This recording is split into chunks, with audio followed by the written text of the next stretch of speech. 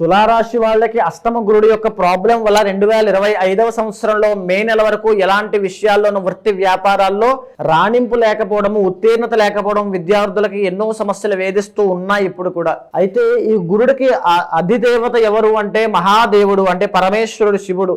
ఎప్పుడైతే శివ ఆరాధన అనేటువంటిది మీరు తారాస్థాయికి భక్తిలో వెళ్తుందో అప్పుడు గురుబలం అనేటువంటిది అమాంతంగా పెరుగుతుంది. దానివల్ల ధన వృద్ధి కలుగుతుంది, గౌరవ మర్యాదలు పెరుగుతాయి, పాపులారిటీ పెరుగుతుంది, ఫేమ్ అనేటువంటిది వస్తుంది. ఈ శివ ఆరాధనకి అత్యున్నతమైనటువంటి సమయమే మహాశివరాత్రి.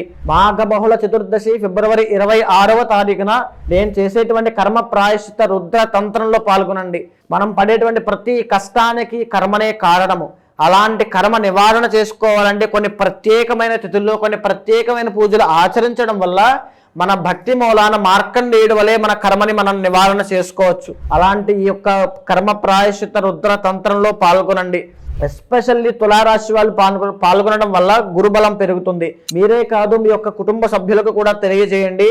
ఈ కార్యక్రమంలో పాల్గొన్న ప్రతి ఒక్కరికి కూడా తీర్థము, ప్రసాదము, స్వామివారి యొక్క ప్రసాదంతో పాటుగా దృష్టి నివారణ యంత్రములు, రక్షలు ఇవ్వబడతాయి.